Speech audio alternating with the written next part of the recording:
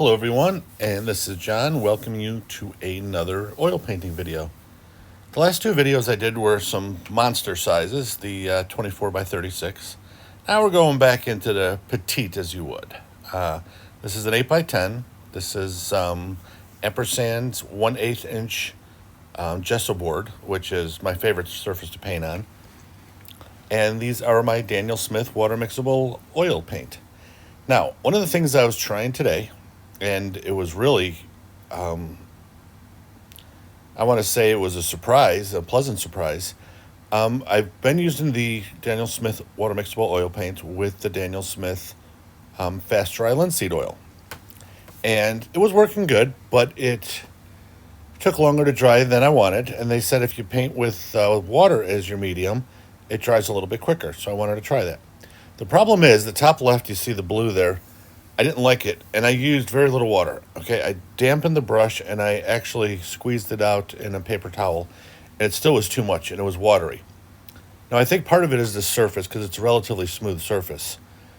So you have to use, I don't even know how I could use less than I did. But what the pleasant surprise was, I didn't use any medium or water the rest of the painting.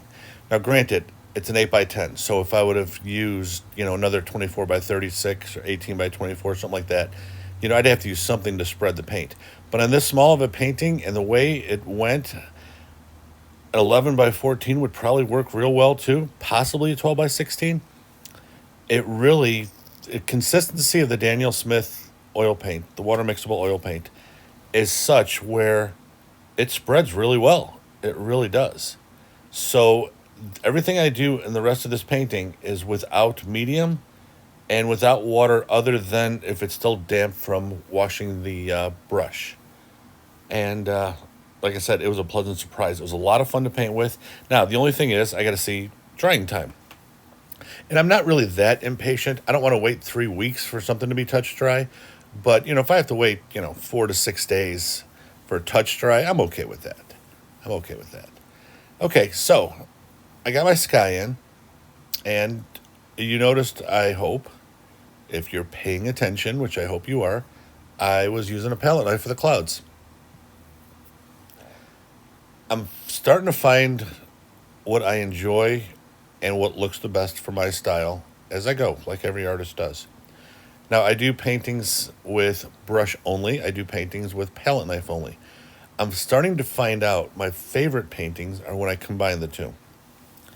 And it's also the most fun. So I'm using my palette knives for clouds, and I'm using them for a lot of flowers. I'm using them for highlights on mountains, and I'm using it more and more. And I'm doing a nice combination. This one is probably, excuse me, I'm guessing 60% brush, 40% knife, that type of thing. And I'm going to be incorporating it more and more to where it gets to a point where it's probably 50-50. Okay, now look at the way this is spreading. And this is where the pleasant surprise is. There's no medium on this. There's no water on this, okay? It's basically tube paint that I'm mixing on my palette, which is going to be on the table to my left, which you don't see. And if you do ever want to see my palette as I'm painting, I'll paint a small picture like this, and I'll put it, to one side so you can see what I'm doing. Now, I did say highlights on the mountains for the palette knife. That's normally the case. I was in a hurry tonight, so this one I didn't. I just used a filbert brush. But most of the time it is. So don't be leaving me nasty little comments saying, hey, you lied. This particular painting, yes. But most of my paintings I do, if you follow them, I do use the palette knife for the highlights. Like I said, I had the filbert in my hand, and it was just, I was in a little bit of a hurry, and I wanted to make sure I just got it done. And it's a smaller painting, so it makes it a little easier sometimes. At any rate, I still do enjoy using the palette knife. I just got to find out the best things for the style of painting that I do. And one of the things about being an artist that is, I don't want to say daunting, but maybe that's the proper word, and exhilarating at the same time, is you're constantly finding yourself and refining yourself as an artist. Things that you did when you started, you're not doing now, to a degree. Sometimes some things you are. And things that worked for a while don't work now, whatever the case may be. And if you painted for any length of time, regardless of the medium, you probably understand what I'm talking about. It's hard to explain, but as you progress as an artist, you also progress in your materials, you progress in your style, you progress in your techniques. Everything is a progression. And the way humans were created, we learn and get better the more we do it. And obviously you got to pay attention and, work at it, but the more you do it, the better you get at it. And so you're finding yourself. And then the different materials all act differently. I mean, I've had paints, oil paints, where they were so thick, you have to have a medium just to spread them 3 inches. And then you have this where I went the entire 10 inches from, left to right without any medium, and they spread perfectly. And wait do you see when I do the water and the foreground to the left of the stream. Same thing. I'm not using any medium, no water, anything like that, and it really flows well. And Daniel Smith, they make great paint. I mean, I've used their watercolors before. I've never used their acrylic. I'm not an acrylic painter, but I've used their watercolors, and those are beautiful. And I've used, obviously, their oil paints. And my main oil paint is the Daniel Smith Water Mixable. I think I'm really sold on that. And it took a while for me to find the exact paint that worked for me the way I wanted it to look and, the way I wanted it to work when it was in my hand. And I think that's the same with everybody that, paints seriously. There's a lot of different paint brands out there and brush brands and supports and everything else. And there's something for everyone. You just have to practice a lot. And then you're going to find what works best for you and your style. And the other thing I learned a long time ago, an older woman told me this at a art show. Please don't quote me on this, but I'm saying maybe 5 years ago, 6 years ago, something like that. And there was a lull at the show, and we were talking. She wasn't too far from my booth. And I was asking her about, how you find your style and stuff, because I had been painting for a long time, and I still wasn't sure in my head exactly what my style was and my technique and everything like that. And she looked at me, and she kind of snickered a little bit, and she said, "Honey, you don't find your style. Your style finds you." And she was right. And actually, it's about 10 years ago, I think. It's been a while, because that show they don't even do that show anymore. But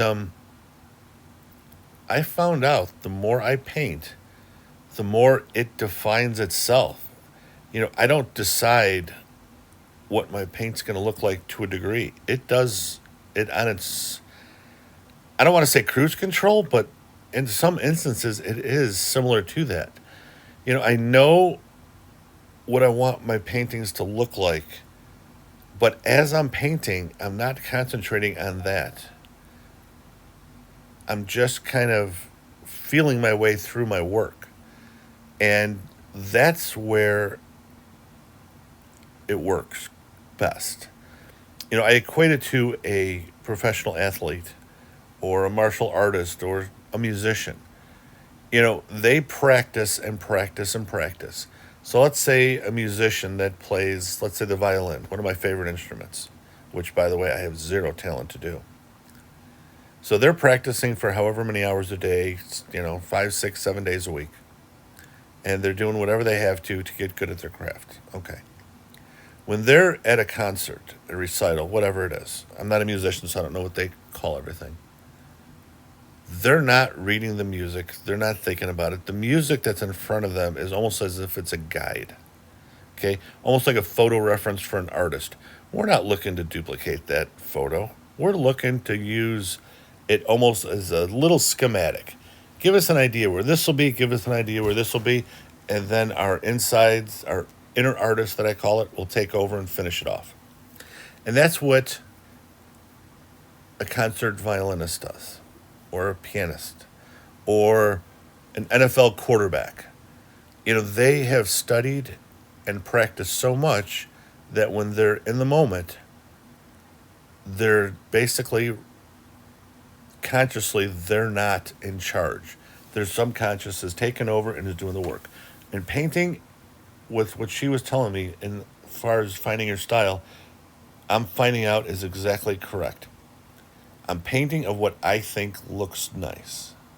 How I go about painting isn't something that I'm concentrating on.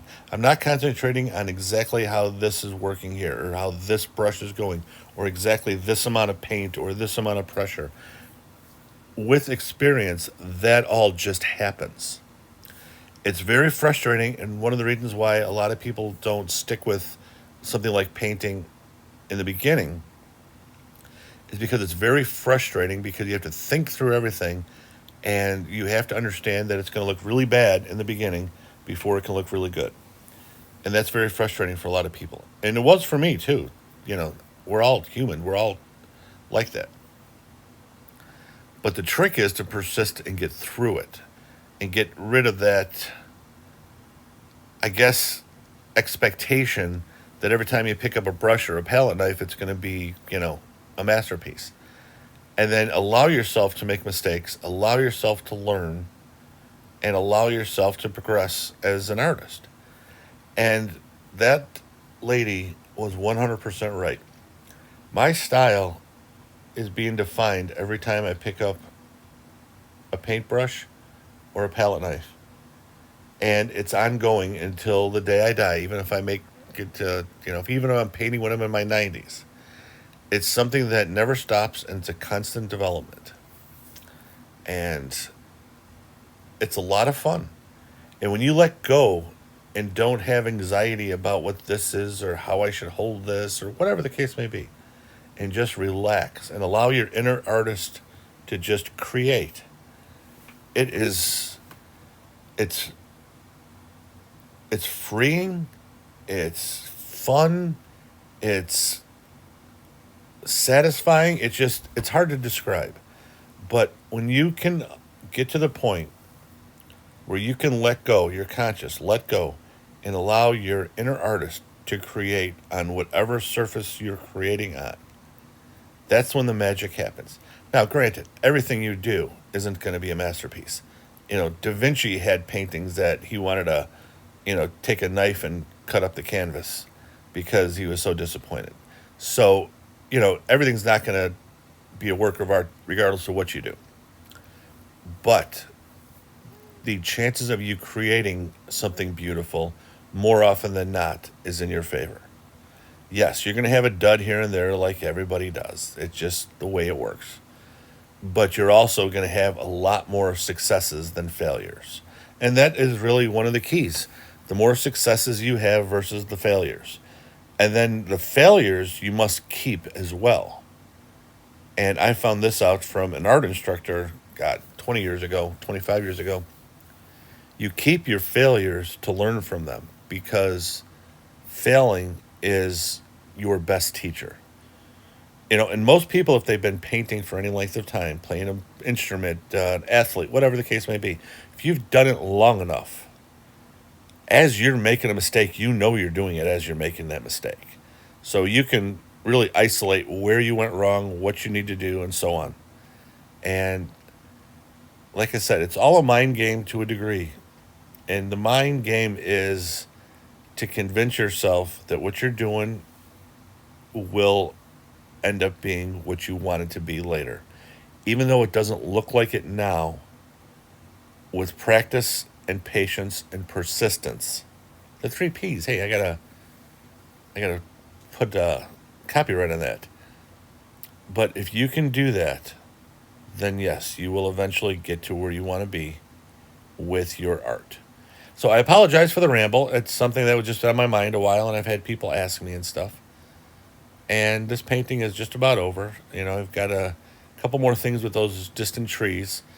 I didn't like them under the clouds as much. I wanted to reach them up to the clouds a little bit and I didn't like that space there.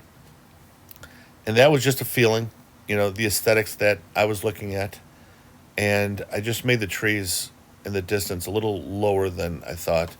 And I put a little bit more green in them. I had a lot of blue to make them go backwards because blue does recede. It's a receding color. But I wanted to add a little bit of green so they're not way back. So I hope you enjoyed this video, and if you did and stayed to the end, thank you very much.